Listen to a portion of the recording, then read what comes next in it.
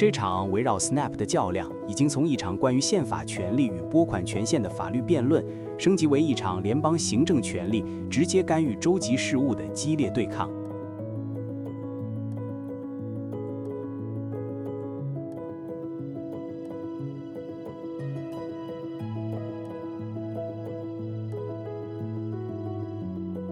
2025年秋，美国联邦政府陷入停摆的僵局，一场关乎数千万家庭温饱的法律与政治拉锯战，在法庭与州政府之间激烈上演。Supplemental Nutrition Assistance Program（SNAP） 即补充营养援助计划前食贫券计划，这项全美最大的反饥饿计划成为了风暴的中心。约4200万1/8低收入美国人，他们的餐桌正悬于判决书的一行墨迹之间。一切始于一场紧急司法裁决。11月初，因政府停摆，特朗普政府宣布11月的 SNAP 福利将无法发放。然而，2位联邦法官先后裁定，政府不能因停摆而完全停止发放11月的福利。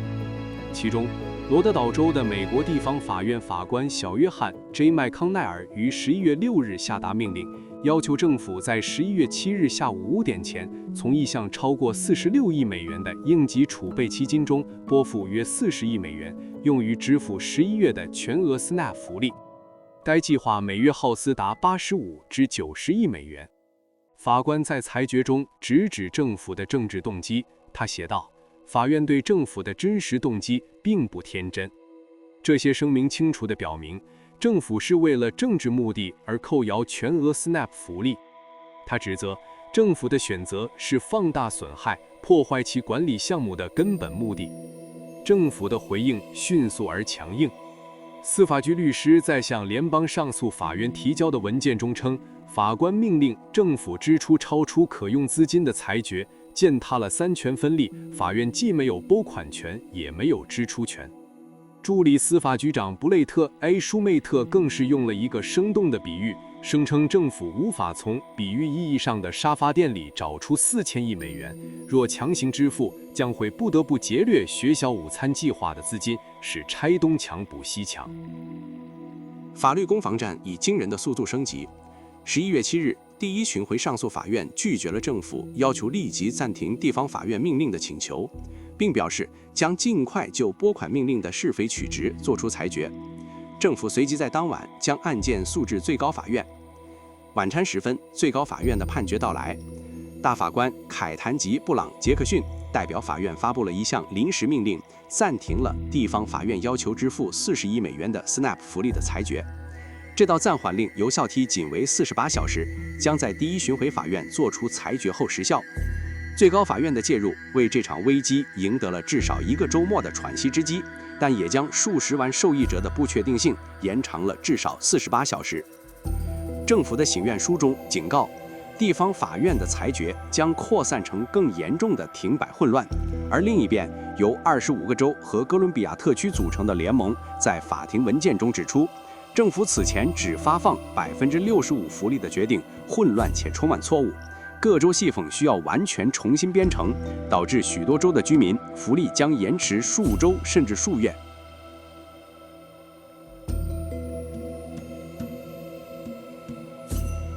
在联邦层面争论不休的同时，各州上演了一幅应对危机的拼图。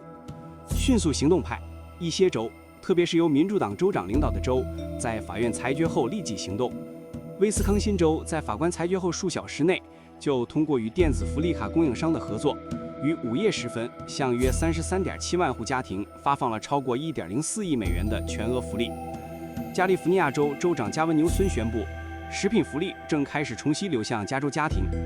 马萨诸塞州、纽约州、新罕布什尔州、康涅狄格州均表示，受益者将在周末左右收到全额款项，部分支付于观望派。另一些州则采取了更为谨慎或受限于技术的做法。北卡罗纳州、伊利诺伊州、肯特基州、路易斯安那州、北达科他州在11月7日发放了部分 SNAP 付款，并希望能在周末提供全额福利。其他一些州则表示，他们仍然在等待范联的确切指导。自力更生派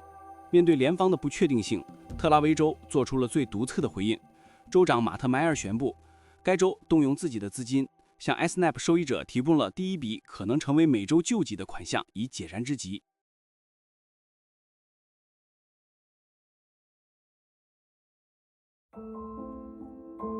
在所有法律文件和官方声明的背后，是无数个体的挣扎。在新泽西州纽瓦克市一个食品救济站外，排队的队伍诉说着这场危机的真实代价。贾斯门·杨贝，一位正在上大学的单身母亲，依靠 SNAP 喂养她7个月和4岁的儿子。在福利发放前，她的账户余额是0美元。不是每个人都有现金可以拿出来说，好吧，我去买这个。尤其是现在食品价格这么高，他说。幸运的是，在11月7日傍晚，他收到了当月的福利。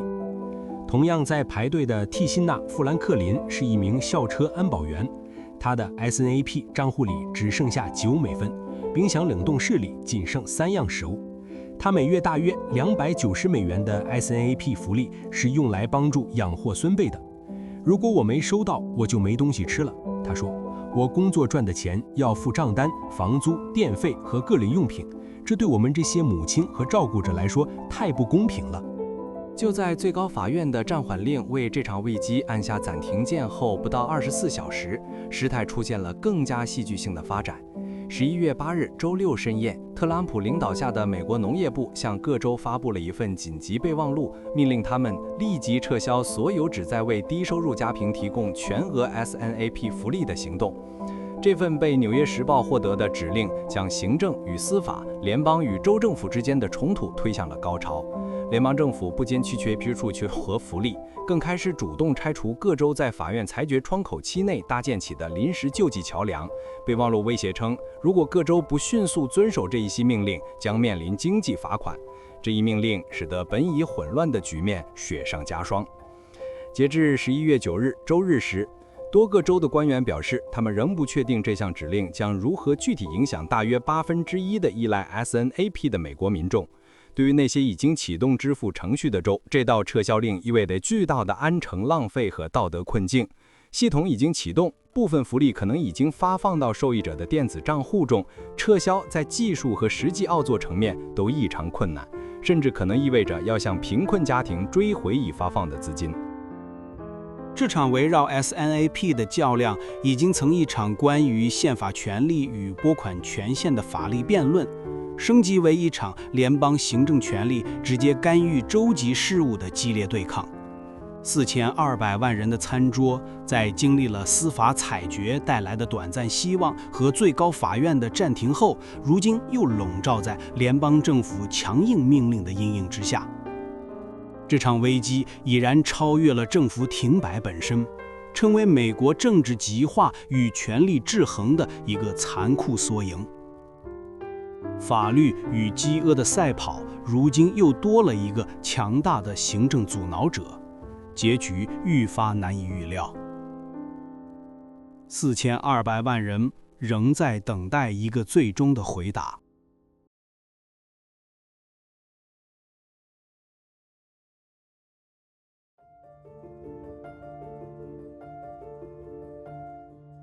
1933年的美国中西部，空气中弥漫着一种截然相反的绝望。在芝加哥，男人们在施粥处前排成长龙，胃里因空虚而灼烧；而在爱荷华州的农场里，哭声刺破了黎明。那不是婴儿的啼哭，是猪仔在被拖去屠宰时发出的尖叫。根据国家玉米生猪委员会的指令，近600万头猪被处决并掩埋，以削减那过剩的10亿磅猪肉，试图将价格从悬崖边拉回。农业部长亨利 ·A· 挖莱士，一位理想主义的农学家，称此举为一个令人震惊的文明注释。如何能一边毁灭食物，一边看着同胞挨饿呢？这个悖论像幽灵般缠绕着新政时期的华盛顿。毁灭在道德上令人恶心，但直接将过剩的粮食送给穷人，又会惹恼食品零售商，摧毁本就脆弱的市场经济。出路最终来自一个精巧如瑞士手表般的构想。1939年春天，在纽约州罗彻斯特市，第一批幸运的家庭开始使用一种新型货币——橙色食品券，可以购买任何食物，而每购买1美元橙券，政府会附赠50美分的蓝色食品券，仅限于购买农业部指定的过剩商品，或许是爱达荷州的土豆，也可能是加利福尼亚州的梨。他的设计师、联邦剩余商品公司总裁米洛珀琴将其描述为在满是剩余农产品的悬崖和难以营养不良、深受求援的城市民众的悬崖之间架起一座桥梁。它的巧妙之处在于所有人都行走其上，农民获得了市场，零售商保住了生意，穷人在杂货店里获得了近乎普通顾客的尊严。他没有挑战资本主义的基本逻辑，而是为其注入了一丝良心。然而，战阵的硝烟吞噬了剩余的农产品。1943年，这个被誉为成功的计划悄然落幕，但它已播下一颗种子。国家有能力，也有责任弥合丰饶与饥饿之间的鸿沟。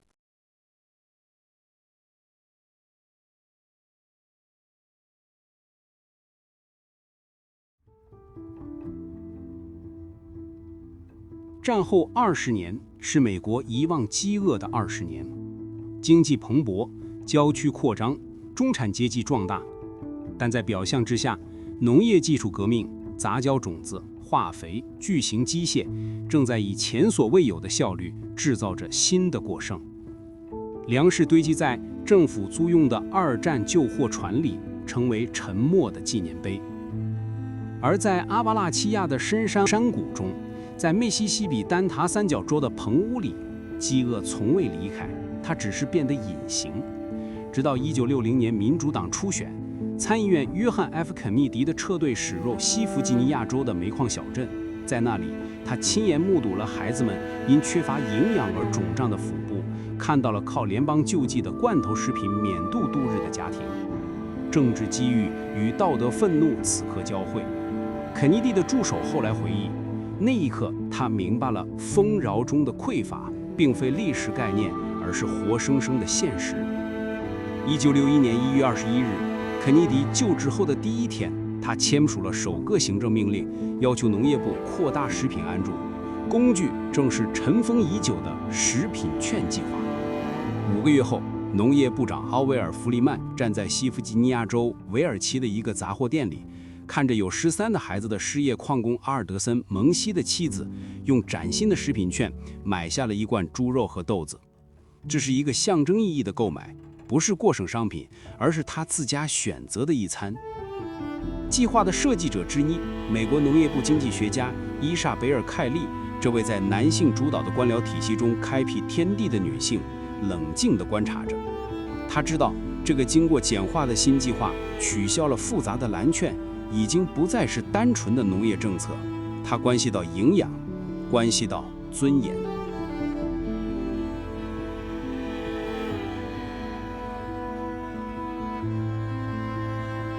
试点项目依赖于行政部门的裁量权，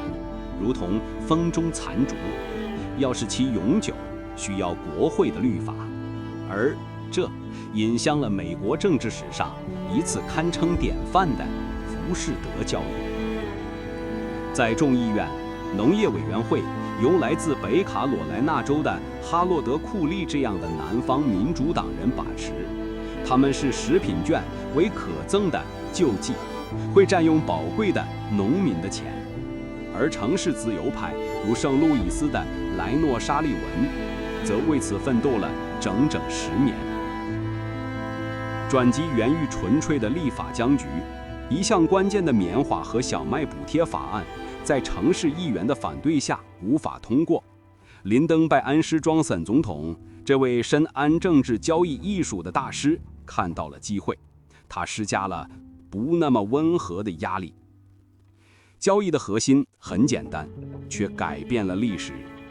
农村的议员投票支持城市想要的食品券，城市议员投票支持农村想要的作物补贴。没有书面合同，却在走廊和烟雾熏熏的会议室里达成了共识。一位当时的议员回忆：“你从不提交易这个词，但沙利文女子与库利谈过，与我谈过，我们都心照不宣。”1964年，食品券法案以微弱优势通过。当林登拜安施庄散总统签署法案时，他称之为向贫困宣战中最有价值的武器。然而，这个武器的命运从此与行业补贴牢牢地捆绑。食品券这个本质上在解决城市和农村贫困的计划，被不曾安置在美国农业部的屋檐下。这是一场为了生存而缔结的婚姻，既有保护，也有束缚。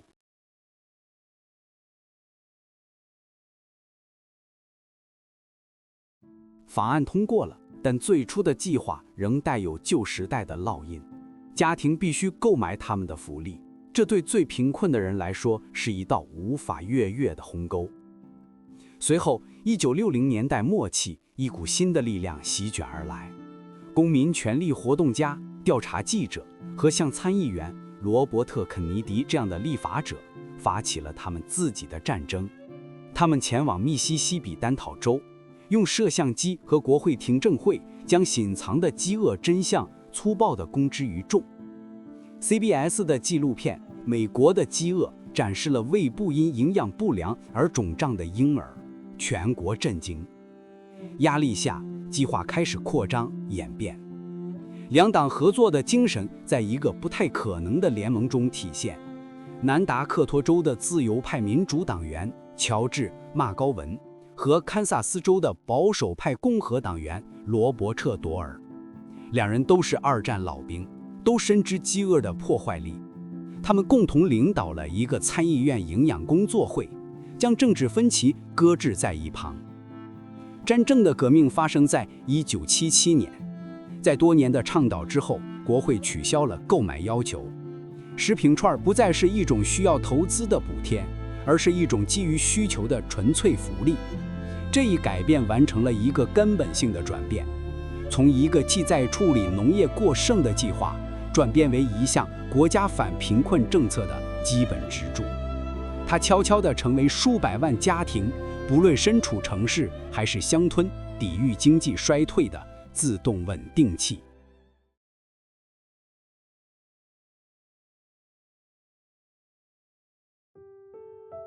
1980年代，风向再次转变。罗纳德·利根总统带着削减政府规模、提振国家精神的承诺入主白宫。在他的演讲中，福利女王开着凯迪拉克用食品券购物的形象，一个后来被证明是虚构的意识，激起了公众的愤怒。食品券因其有形的票据而在杂货店结账队伍中清晰可见，成为了一个现成的靶子。利根的预算大幅削减了福利，但食品券计划的核心结构得以幸存。为什么？因为它嵌入了农业法案之中。试图杀死食品券，就会引爆连接城乡选区的整个政治生态系统，这是任何务实政客都不愿拉动的引信。1996年迎来了终极考验，比尔·克林顿总统承诺终结我们所知的福利。他与共和党控制的国会合作，签署了个人责任和工作机会协调法案 （PWROA）。这条法律实际上终结了长达60年的联邦现金援助保障，也就是有子女家庭援助计划 （AFDC）。然而，在现金福利的废墟中，食品券尽管遭到削弱，依然屹立。它之所以幸存，是因为它关乎食物而非现金。它拥有强大的盟友，从沃尔玛到全国各地的杂货店连锁店。它仍然是农业律法中不可或缺的一部分。政治婚姻证明了其持久的力量。作为妥协的一部分，国会强制要求各州采用电子福利转账系统。到21世纪初，彩色的票据消失了，被一张普通的借记卡所取代。这一技术变革产生了深远的心理影响。使用 SNAP， 大概2008年更名为食品营养帮助计划的家庭，在结账时看起来与任何其他顾客无异。污名化虽然未被根除，但已大大减轻。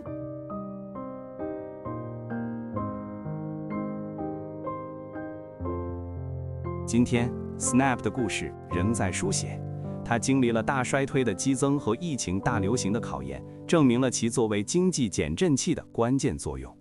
政治斗争仍在继续，围绕着工作要求和资格的斗争，呼应地持续了1世纪的关于谁值得援助以及国家应提供何种援助的辩论。Snap 的历史是一部美国的编年史，充满了务实的妥协、意想不到的联盟和根本性的矛盾。它始于一个简单的目标，在农民需要收入和饥饿者需要食物之间找到一个共同点。它演变成了一个承诺，在这个富饶的国家不应有孩子挨饿。它并非源于宏大的意识形态蓝图，而是源于一个又一个的危机，一次又一次的运动，一场又一场的交易。它不完美，也绝非万能，但它证明了在丰饶的国度里，面对饥饿的挑战，一种兼有韧性、务实和一丝尊严的制度是如何在历史的洪流中一次又一次地幸存下来，并顽强地履行着它最初的承诺。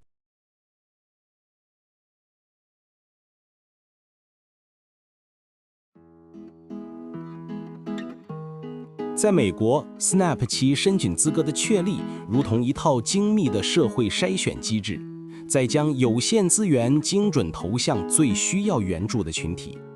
要理解这套资格体系，需从家庭构成、经济门槛、工作义务和特殊排除4个维度展开观察。家庭单元的定义构成了资格认定的基础。SNAP 以家庭为最小申请单位，其定义标准既现实又具弹性。共同购买食物并共同用餐者即被视为同一家庭。这种定义超越了传统血缘关系，独居者自成一家，合租室友若共享饮食也可作为整体申请。但法律也划出明确边界，配偶21岁以下子女与父母必须合并申请，如同被无形的制度纽带连结。而60岁以上残障长者若因身体限制无法与同住者共餐，即使在生活在同一屋檐下也可单独申请，体现了政策对特殊群体的尊重。经替审查机制如同2道滤网，申请家庭必须同时通过总收入和净收入测试。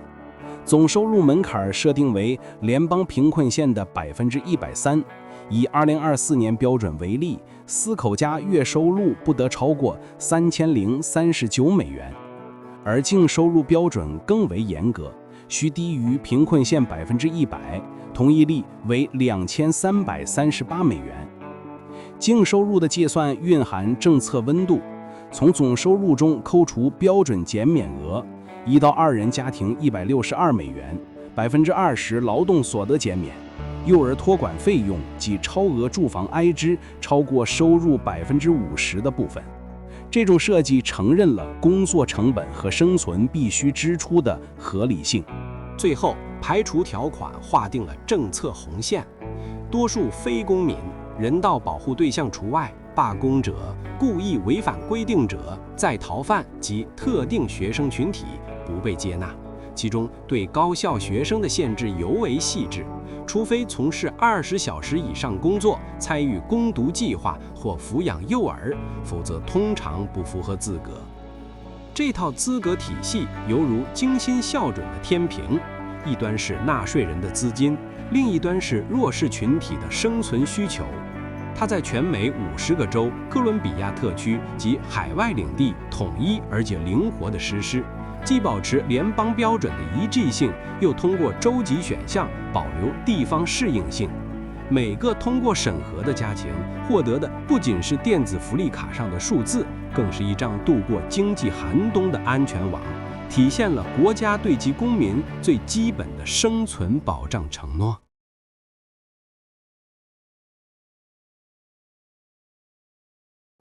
然而，在2018年底至2019年初，美国联邦政府经历了一场历时35天的历史性停摆。这场政治僵局意外地变成了一个巨大的社会实验，让我们清晰地看到，当福利发放的稳定节奏被打乱时，普通家庭的餐桌会受到怎样的冲击。为了避免停摆导致2月份福利发不出来，农业部的1月8日紧急下令，将所有家庭2月份的福利提前到1月份发放。于是，在2019年1月，许多低收入家庭惊讶地发现，他们的食品券账户里收到了双倍的钱，1月份的正常福利和2月份的全部福利。这看起来像是一笔横财，一场突如其来的盛宴。但天下没有免费的午餐。紧接着的账单是，在整个2月份，没有任何一个家庭会收到新的食品券福利。这就意味着他们必须用1月份收到的钱支撑整整2个月的收开销。对于预算本就紧张的家庭来说，这是一个巨大的挑战。经济学家们利用这个机会，仔细对比了这些家庭在2018年和2019年的购物数据。他们发现了一个清晰的模式：总体支出下降。在2019年2月，符合 SNAP 资格的家庭，其总体零售支出比正常情况下减少了约28.5美元，降幅5.4%。月末焦虑尤为明显。这种支出的减少并非均匀分布，在2月的前2周影响还不明显，可能是因为1月底的双倍福利尚有结余，但到了后2周，尤其是最后1周，支出出现了断崖式下跌，降幅接近10%。这说明了什么呢？这说明许多家庭并没能成功的将那笔横财均匀地分摊到2个月中去消费，他们可能在1月份进行了部分囤货，但到了2月底，钱袋子和食品柜都双双见底了。更深入的分析发现，家庭减少的支出不仅限于食品券覆盖的食品，如生鲜、干货，也包括那些无法用食品券购买的非食品类商品，如日用品，甚至包括很多无法被明确分类的零售支出。这个细节至关重要，它意味着福利发放时间的改变，影响的不仅仅是吃什么，而是整个家庭的经济状况和消费能力。为了应对2月底的资金短缺，家庭不得不全面紧缩开支。这场混乱还催生了第2次实验，因为各州原本发放福利的日期就不同，有的在月初就发完，有的则分散在月中甚至月末。这次提前发放导致有些州的家庭面临长达近60天没有福利的困境。为此，全美有29州决定在3、4月份也提前发放福利，以缩短这个痛苦的等待间隔。结果如何？研究发现，在这些提前发放福利的州，符合资格的家庭在当月最后1周的支出显著低于那些福利发放时间未变的州的家庭。这又印证了同一个结论：福利发放的时间点实实在在地影响着家庭的消费节奏。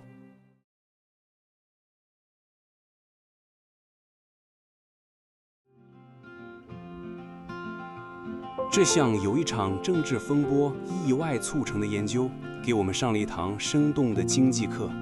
它告诉我们，对于依赖稳定现金流生活的低收入家庭而言，永久收入假说认为人们会根据长期预期来平滑消费，在很大程度上是失效的。他们更像是手停口停的状态，现金流入的时机直接决定了消费流出的节奏。政府福利的发放不仅仅是资金的转移，更是一种时间上的承诺和规划。打破这个时间节奏，即使资金总额不变，也会对家庭福祉产生真实的负面的影响。它让本已捉襟见肘的家庭预算在月末变得更加脆弱，迫使他们在温饱和其他必需品之间做出更艰难的选择。所以，这项研究最终指向一个简单而深刻的道理：对于保障基本生活而言，稳定可预期的安住，它本身就和安住的金额一样重要。时间也是一种无形的、至关重要的营养。